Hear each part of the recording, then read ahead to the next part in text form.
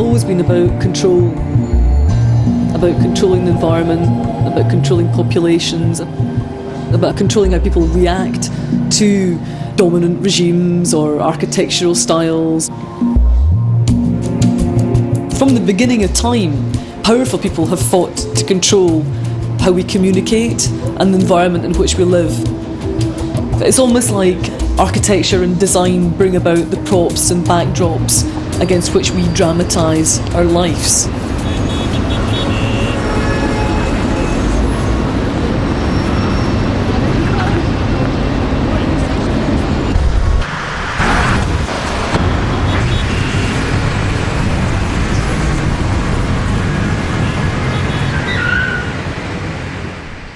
In 1985, when we set Graven Images up, there was no one else in Scotland working across disciplines, and we very much wanted to see if we could have a company that was based in this cross-disciplinary way of working.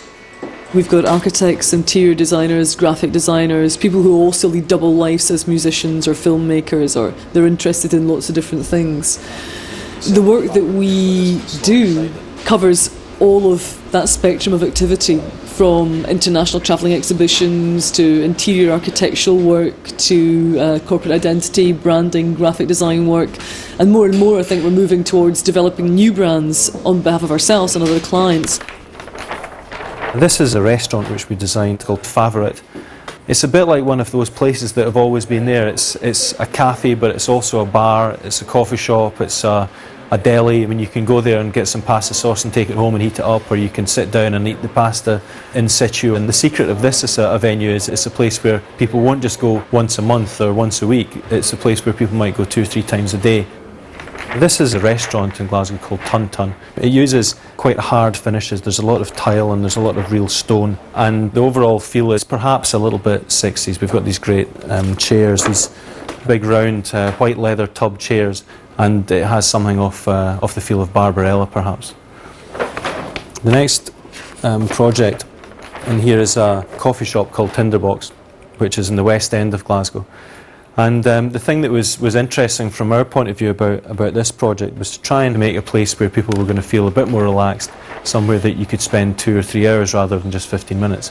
So it's got more in common with a typical bar, a traditional pub, than it has with a retail outlet. I think designers do have at their fingertips an armoury of methodological, analytical tools, methodologies, things that allow them to approach a situation almost like an archaeologist, but a social archaeologist as well as somebody working with tangible things that you can touch and feel and see. I think a willingness just to listen, to be able to ask the right questions and to listen and to be able to draw out what the fundamental and dynamic aspects are of any situation.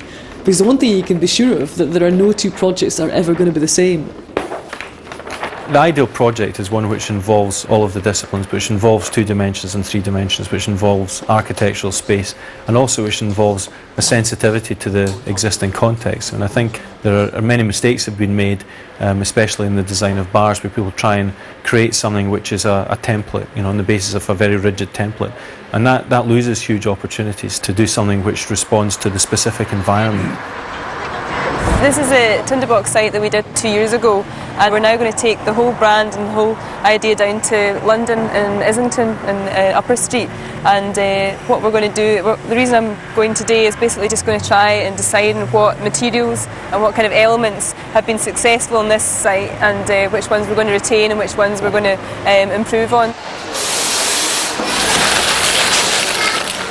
What we've done is we've brought all our materials together from the first Tinderbox site, this site, and what we thought was which materials out of all this palette would someone say, if you ask any of these guys here what they'd associate with Tinderbox. I think the main one would be the stainless steel and probably a lot of the coloured red glass.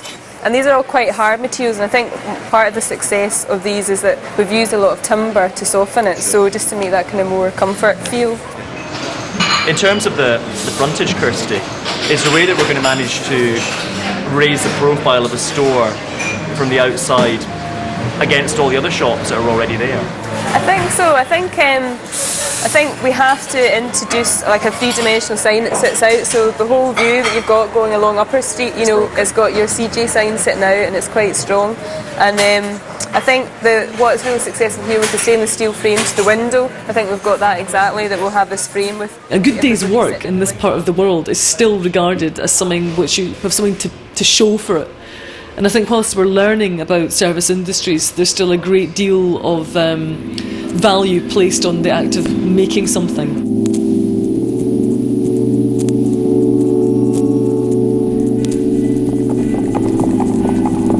When we originally graduated and decided that we would have our own studio where we could produce our fabrics, we were constantly being confronted by the kind of textiles that we would never ever have. You know, you would never want to have them for your house. So our idea was to indulge ourselves and say, well, this is what we would really like for our place. So Yara and we try to revamp the whole idea the way people would look at textiles, especially interior textiles. It's trying to make things more interesting as well. You know?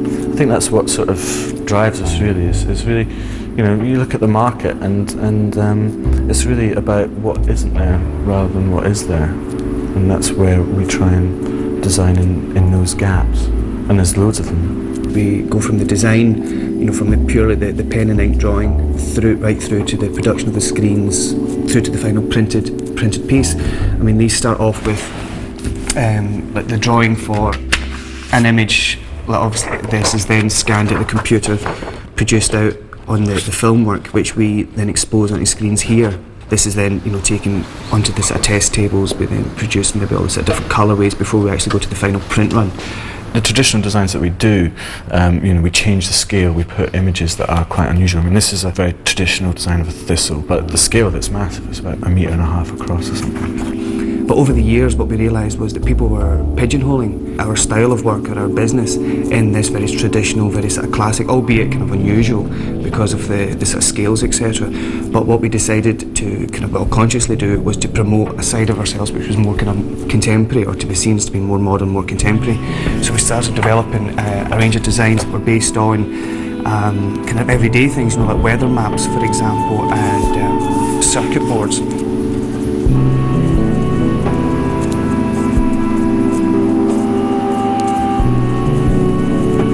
We were approached by the client who gave us the full run to actually produce the floor coverings and wall coverings down to the light fittings, and we worked with another company 1 foot taller. So you have their remit, which is product design, and ours, which is surface pattern. We had some upholstery fabric, but basically the only surface decoration was these laminates. I mean, this material is quite unusual in that it can be put over curved surfaces, and it also comes in a transparent form as well.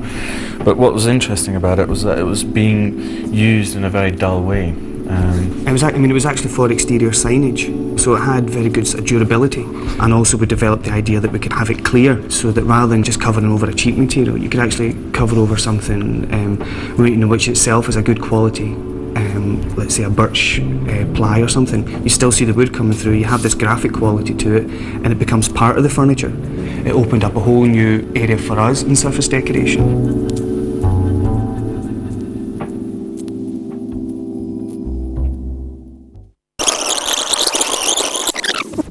We started off by producing products because we had to prove that we were able to produce products and were able to have things which were successful on the market. We never had much money to put into tooling and stuff, so we relied on manufacturers' goodwill really. It's an ashtray that we did for one person. We started deciding to do more and more complicated things. There's a clock that we did, again using sand casting, which is really simple, and there's only one piece of casting here. The rest is just held together by these rubber O-rings. That eventually led on to a good break, which was doing a chair. This is the first one we did, and it's made of polyethylene, which is a bit like nylon, in a process called rotational moulding. It's a really simple technique. It's like putting something in the oven and turning it around. Because it's so simple, it's difficult to make kind of spiky shapes, it's difficult to make chairs. So we thought, well, how can we get around that, have something that's cheap to invest in, but still an elegant chair?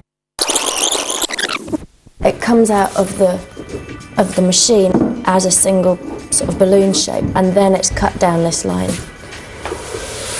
and then we swap over the pieces, bolt them together, and you get a chair that's got 4 legs rather than a thing with 2.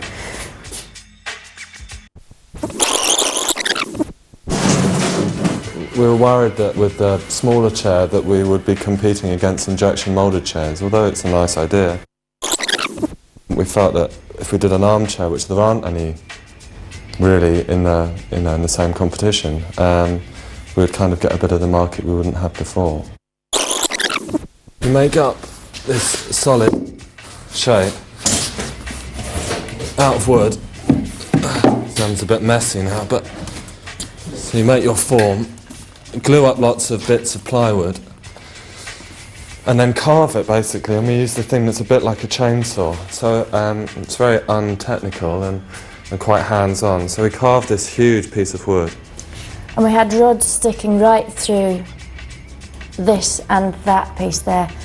So we'd have them together like this some of the time and then swap them over to make sure that the edges all went to the same place. So it was just like hands-on, sculpt a chair.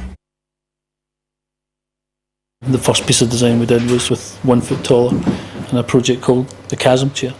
There hasn't been a decent chair from Scotland that isn't Macintosh that we can think of, and that was the starting point of the brief. And you know, sort of the rest is history because it has just gone so fast that the image of the design has travelled to every corner of the world. With the adventure that we've had in the design, we're getting more and more interior designers or specifiers thinking about the chair in relation to the overall scheme of design. So I think that's not helped us in terms of getting sales now, but it will eventually show that we do have a worldwide distributable product by the time that really sinks in across. The design scene's been growing over the past few years, and what it really needs is a network. You know, that's how the creative industries sustain themselves.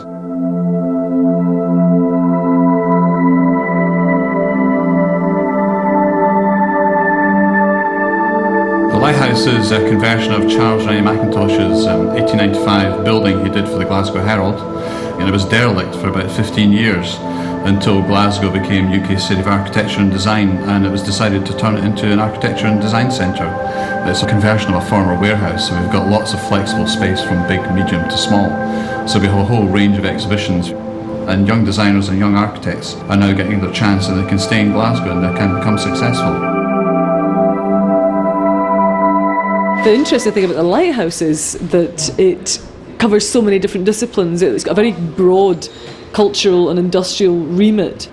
It's actually interested in examining the process of designing and creating and taking an active role in influencing that process and learning about it, as well as just sticking things in pedestals and glass cases.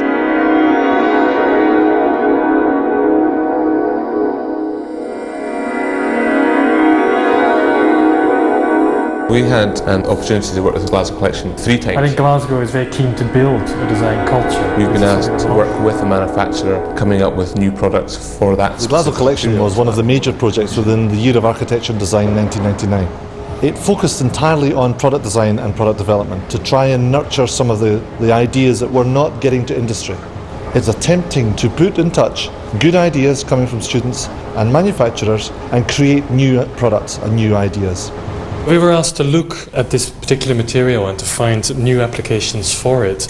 This is a recycled polyethylene, and it's basically made from agricultural waste. It's kind of sheets that farmers grow crops under, and once they've harvested their potatoes, they basically throw it away. And when we first started messing around with this material, we realized that it's got this sort of inherent bendiness, which they've been trying to design out for years. They've been trying to engineer it so that it would be stiffer.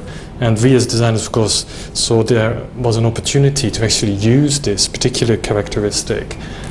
So we came up with an infinitely extendable system of exterior public seating. Basically, it works with 8 pieces of the recycled polythene, which are set into these channels in an aluminium casting, which can have an optional back. So if we bring in the plastic again, you can see a straight, almost straight plastic beam, which then you can bend into the radius that you require, screw it in place along with the other legs, and repeat that until all the slots are full. One of the most important things about the Glasgow collection is to allow young ideas, young companies to work with mature companies in the area to get ideas from the drawing board and into reality. This is a perfect example. The Chasm chair. It's an all-plastic chair, rotationally moulded. It's an international award winner. It is already commercially very successful and is competing internationally. And that's allowed a local retailer to have the control of a chair which he can sell completely internationally. Next to that then is the Canyon chair. Now this is really the big brother of this chair, but it's designed for reception area, that type of seating. But here they're playing games and colorways with the inside. So they've got light here, dark on the outside. You could have bulk material, maybe recycled, and you could have virgin material or perhaps more expensive material here. So there's a whole range of things you can do here with this range of furniture. On then to this Hoover. This is work with the famous Hoover company, and here they're working with IDEO in Palo Alto. The intention there was so that we got Hoover to do something a bit different from the normal run-of-the-mill thing. So we didn't just help them with their standard product design, we actually helped them diversify into a new area completely. Another project that we looked at was a new type of canal barge. This is an investigation into new technologies, new ways of living, new ways of construction of canal barges, suitable for the new canal that will open up between Edinburgh and Glasgow. Here's a fully working prototype of a contemporary look at bottled gas heaters. Now this is using standard technologies, standard materials, but it's just putting a contemporary look on a product that we all know and we're very tired of, to be honest. Going on from there then is here's the work of Timorous Beasties. Now this represents Timorous Beasties, textile designers, working with a furniture designer and also working with a major furniture manufacturer to produce this range of furniture which is simple, but it takes the application of the laminates very well. So it means that you can change the range of furniture very quickly, very effectively and flexibly. This product is the work of an undergraduate designer who was also a drummer, and he developed the idea of an electronic digital hand drum. Now this drum plays like a normal drum, so we've not limited his ability to play the drum, but what we've done is we've opened up the whole access of digital, so you can tune the head to different sounds. It's truly MIDI compatible. You can tune all of these other parts of the drum to actually not just be a drum, but be an interface for digital music systems, which is much bigger than a drum ever was.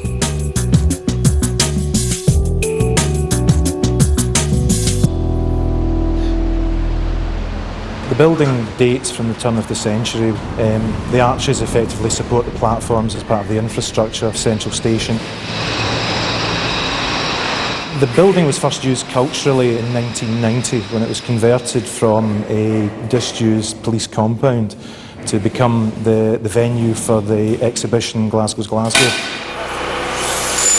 The trouble was that the building was done for a temporary nature and the long-term use of the building wasn't being catered for.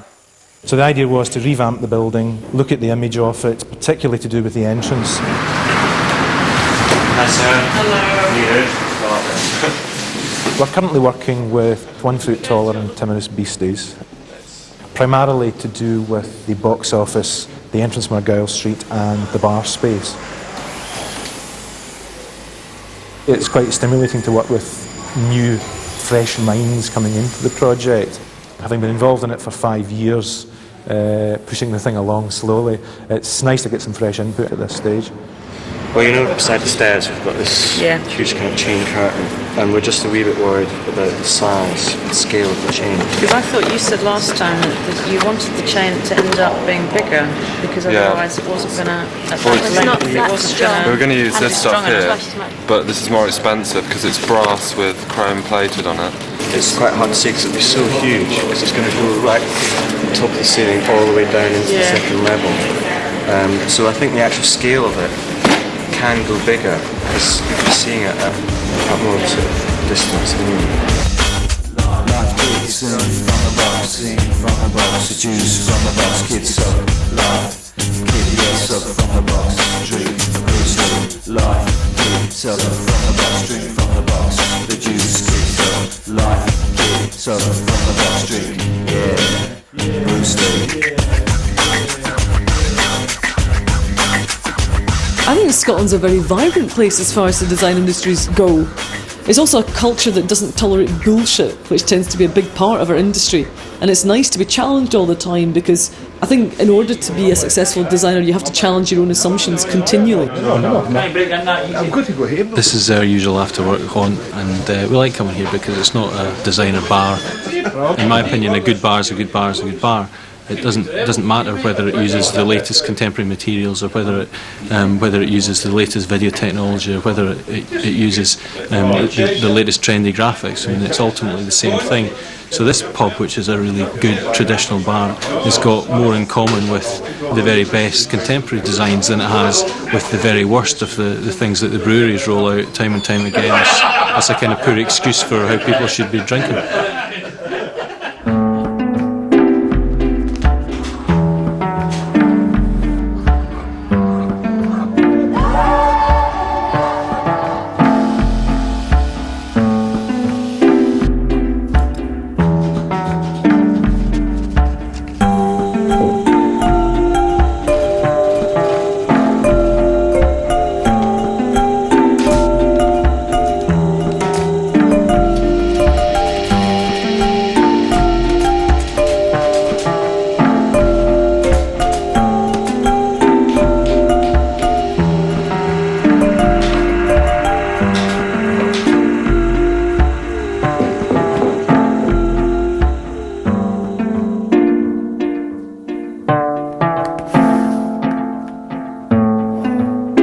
Sketching is the most important part of designing because it's the most direct way of communicating. I think that computer modelling is somehow misleading because you're looking at a 3D representation, but it's still a two-dimensional image. At the same time, I suppose, as making the scale drawing on the drawing board, I'll be making a model of some kind, either cardboard or something, or this blue foam, which is really useful for upholstery particularly, because I can make something like that, which is the two cushions and a base for this sofa. I can make that in 5 minutes, really.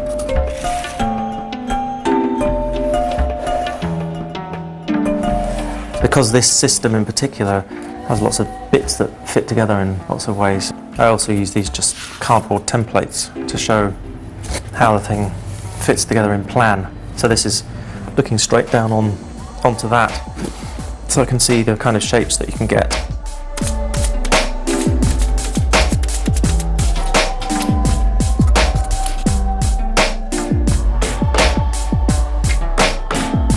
That's the start of the concept, that's the grid. The outer ring of that represents either arm or backrest.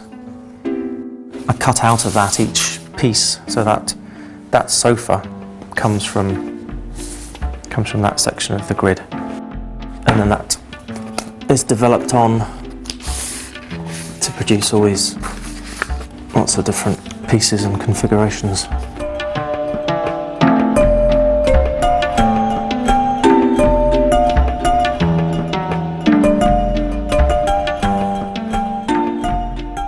If you went by just what the media tell you, designers are responsible for one-off, high-cost, low-volume products. Whereas true design is in the design and manufacture of mass-produced things for everybody to use. Because when you wake up in the morning, all the way through to when you go to bed at night, you're using products all the time. And they have to be designed to be functional, desirable, they have to be conscious of the environment, they have to be affordable. They have to definitely work and be reliable. So all these things means that designers are responsible for so many other things apart from just straight aesthetics. This is the world famous wind-up radio, which of course works very simply. By winding this handle, you generate enough power to drive the radio inside. So completely human powered. But interesting in that in barely 2 years, in this case Sony, have come up with a version which works the same way. You wind up, it generates power to switch it on. You have a radio. But the fact is, this is less expensive and an eighth of the weight and the bulk, which shows how quickly things develop. This is a different type of product altogether. This is some packaging for a very expensive diamond, the Millennium Diamond from De Beers, which is a limited edition 3-carat diamond. So we have a £20,000 diamond here, which had to be packaged in a way which reflected its value to the consumer. The buyers of these expect a certain quality, but this has to surpass that perception of quality. We had to go to Venice to find the Italians who could cast this in aluminium. We had to go all the way to Hong Kong to find a manufacturer who could make this box, which is leather covered, with the same qualities. A true international product, designed in the UK from South Africa, made in Italy and Hong Kong. Perfect. Snowboards, again a different market altogether. These are designed for the Japanese market, where there are more boarders than there are skiers. It's very important in this case, as with all projects, to actually understand your consumer. In this case, snowboarding is one of those cultures, one of those pastimes which has its own culture and a very particular attitude towards not just snowboarding, not just falling down a mountain, but a kind of lifestyle thing. So the graphics on this reflect that type of approach. And of course, very important for the designer to experience snowboarding, so basically I can snowboard now, which is an added benefit. Moving along to this product, this is a wheel designed for PlayStation, particularly driving games like Gran Turismo. It's designed to be used like an F1 wheel, Formula 1 wheel, where you have gear change paddles behind the wheel, here and here. We have ergonomically laid out buttons for gear changes and directions and so on. And we have rubber grips. We have a flattened top of the wheel like you get on Formula 1. And so a lot of research went into this in the sense of taking out a Formula Ford car, which is not too far away from Formula 1, to really get a feel of gameplay from a real point of view, jumping in a car and using a steering wheel. Already, unfortunately, if you look at F1 wheels in the year 2000, this is designed in 1998, the wheel has changed again. It's bigger, has more function. There's LEDs on the top. Kodak is arguably the world's leading photographic brand, but less known for cameras these days. And we were asked to create a new line of cameras for Kodak. And rather than do Me Too products, to leapfrog the competition, say, well, okay, that's what the competitors are doing, but what should Kodak be doing? Kodak is a leading brand, it shouldn't be copying. And that's very much our message with brands, is have your own strong personality. This was the final model that was shown at the research groups. Right, now this isn't the final production, is it? This is what you call P1, right, which is like an early production model. Yeah, and what we found is that people really much prefer this flash situation, where we've got the cover of the flash, protecting the lens, and then opening up. You know, the whole idea of the APS magic, you know, the idea that this is APS film, not regular 35mm film, and that we want to get that across so that when you see it in the store, you know, consumers can instantly identify as an APS camera and see that that's a positive thing. Did that come across? Did people read that? Did they see that? They certainly picked up that this was a different type of camera. Yeah. I mean, they understood the benefits of the APS system, the drop load, and the format selection. Yeah. Because it's so many times on the products, it's really hidden on competitors' products, and you know, I think it really did. I think we've managed to create a new look and feel for consumer cameras. It's quite different from what's out there on the shelves, and we want people to go into a photographic store and look at that sort of row of little silver boxes on the shelf and then see this other thing here and say, well, what's that? You know, that looks different, that looks exciting, and that's the Kodak camera, and that's what we want to do.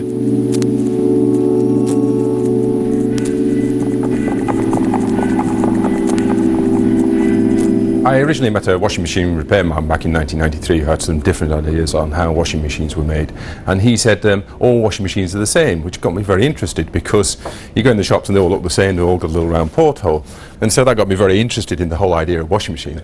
And so we worked on it for about 5 years, and it was at that point that we decided we should have some design input and bring in people like TKO to actually get the whole thing from a concept, which it very much was, into a reality, which is a product.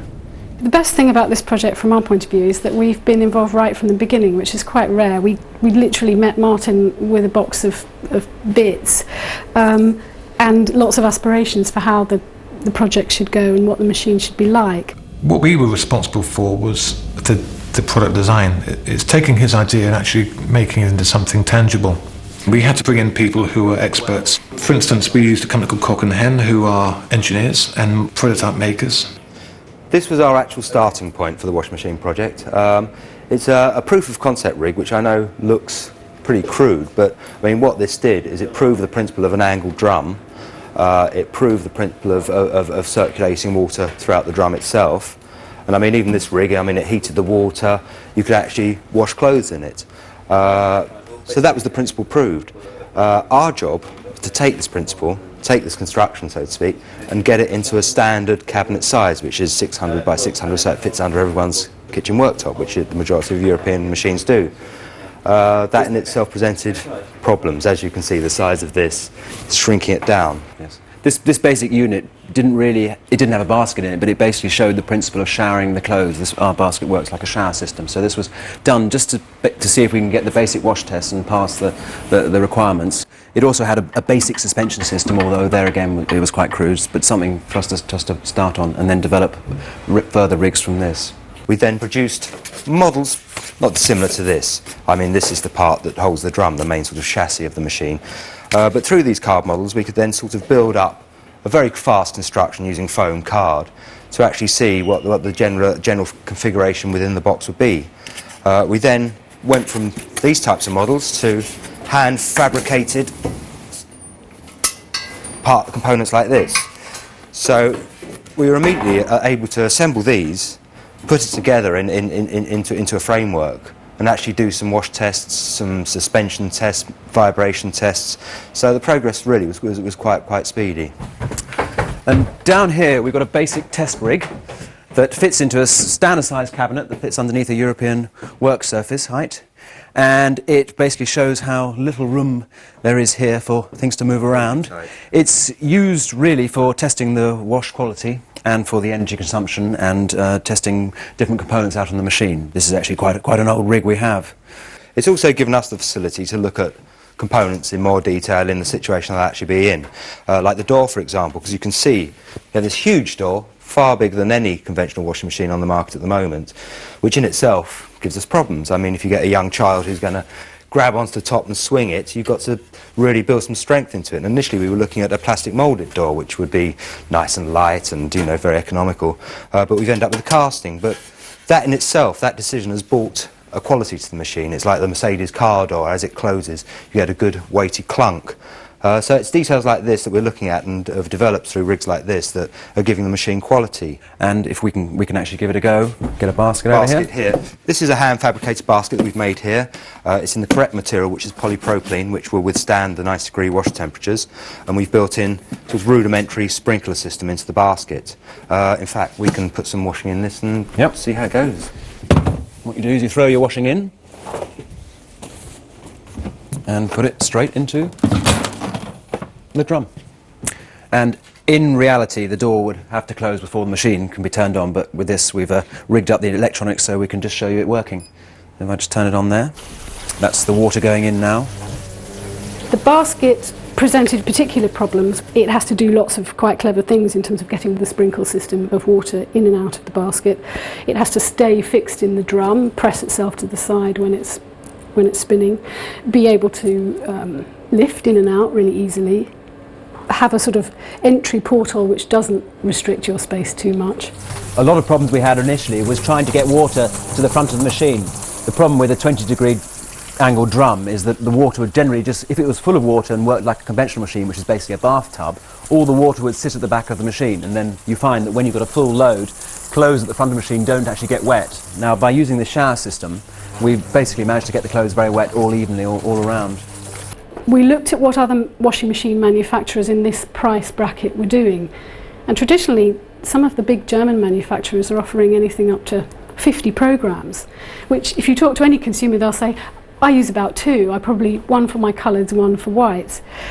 So we pared it down to the absolute minimum that we thought was necessary in terms of consumer expectation at that price point. So you've got all just the basic wash programs and a very easy push button programming mechanism.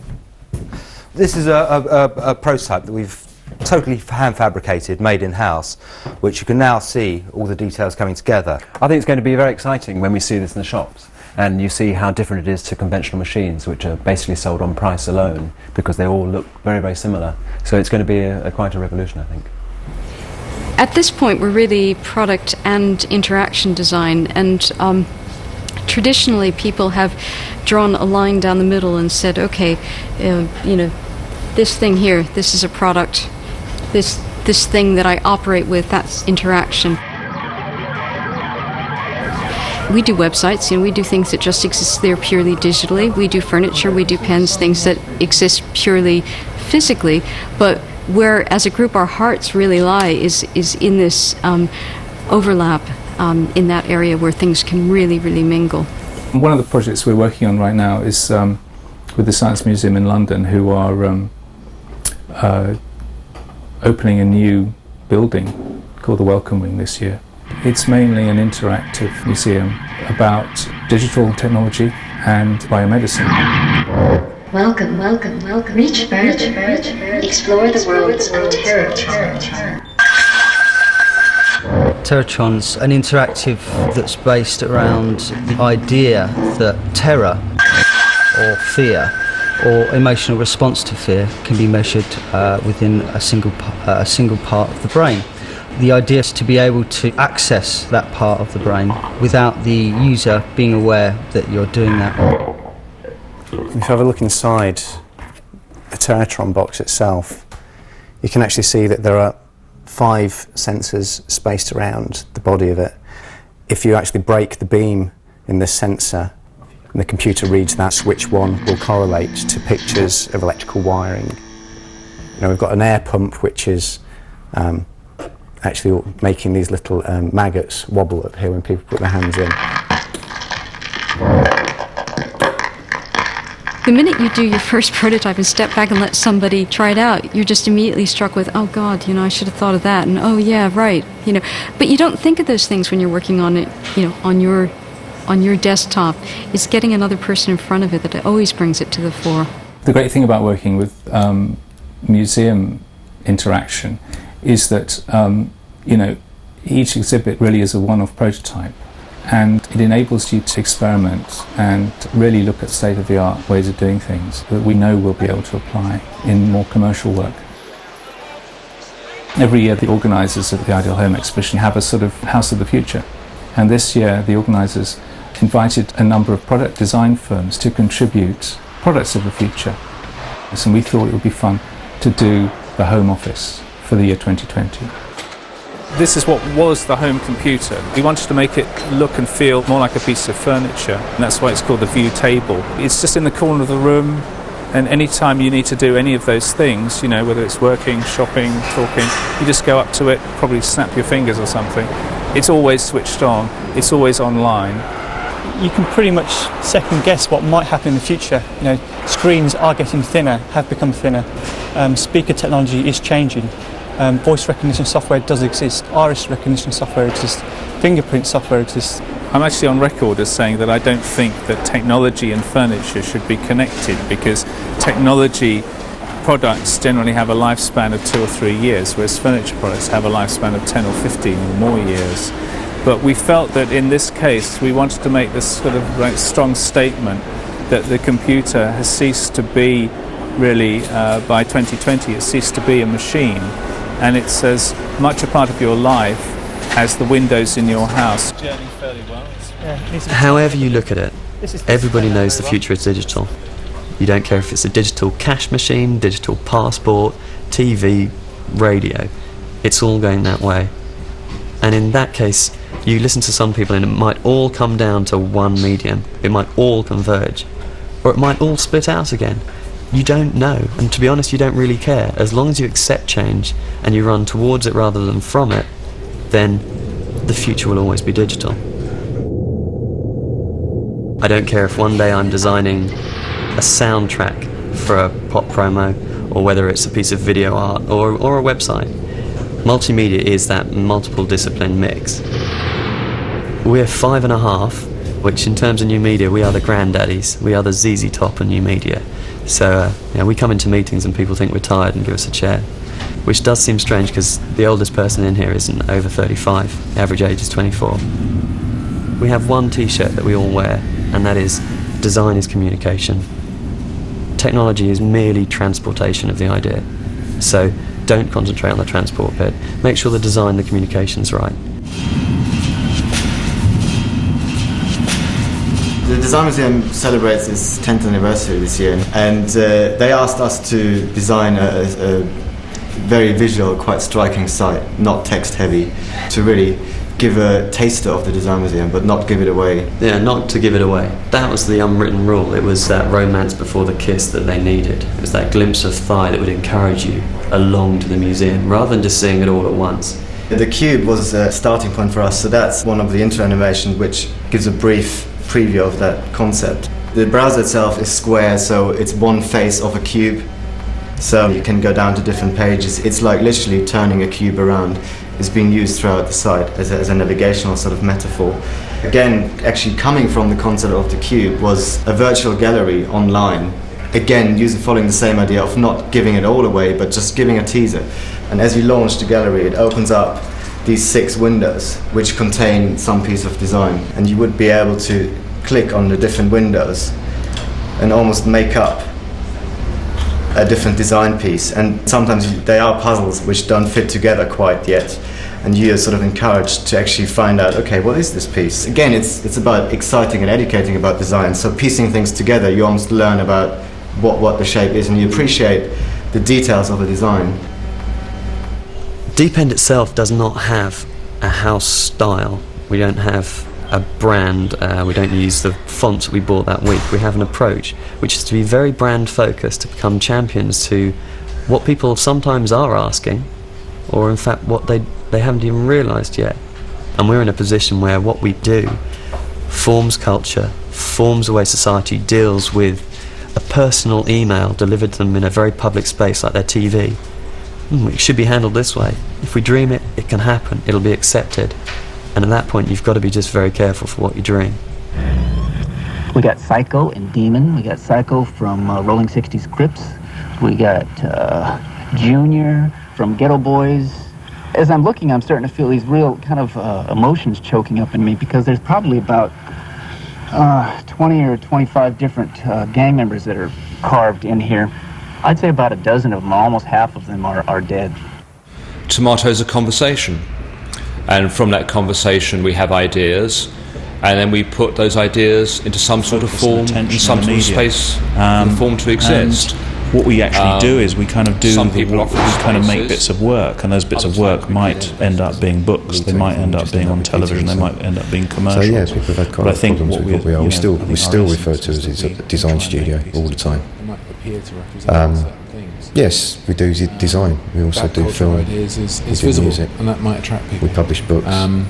But I think the thing that gives it direction, and I think it's a multiple direction all the time, because people are pulling in different directions and doing their own things, is the desire to make things.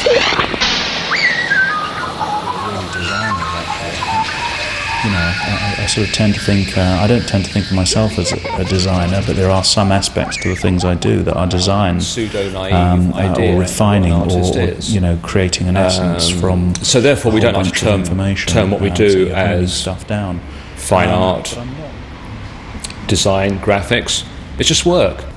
I'm 27 just now, and I started using hard drugs when I was 22.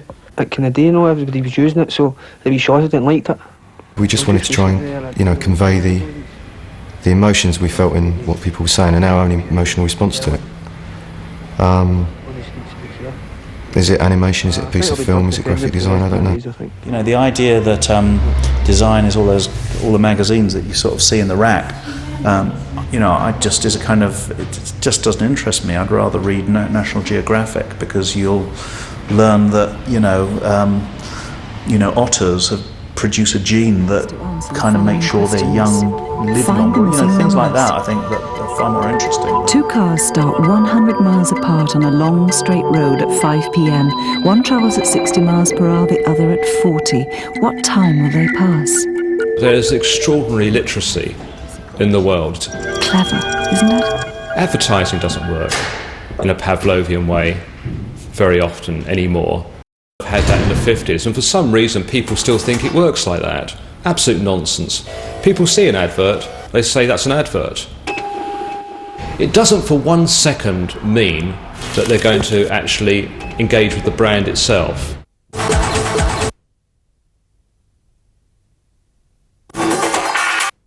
One of the things I've been doing for the last 2.5 years is working with Lab Architecture Studio in Melbourne on helping create the new cultural centre for Melbourne called Federation Square. And they asked me to not only come in and do things like the signage system and whatever, but actually interrogate what a signage system is. So all the signage system is multilingual, it's electronic, LED based, it's interactive as well. Therefore it's also programmable, so it can be information, but it also be knowledge, and it can also be an artwork. If we didn't travel, if everything took place here, I think that would be a less rich sort of environment, a less rich experience. The fact that we all do travel and bring stuff back and do things in all sorts of different places makes for a sort of richer sort of input, if you like, or a richer kind of fabric.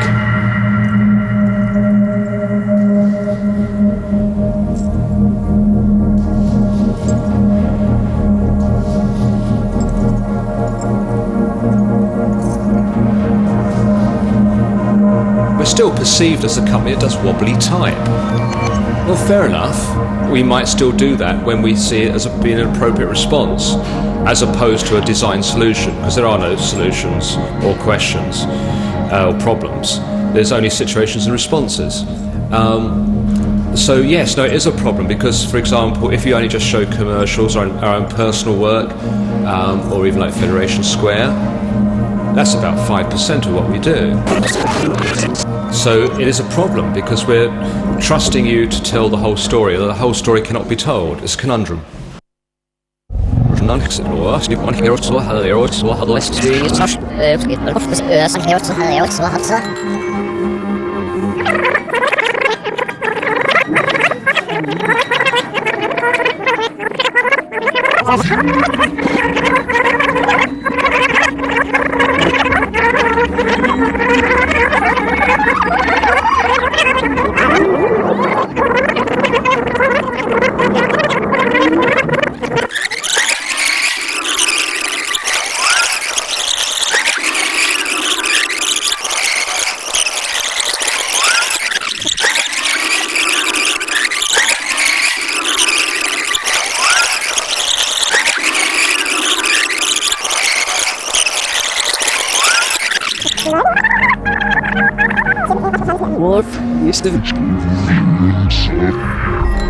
Design's always been about control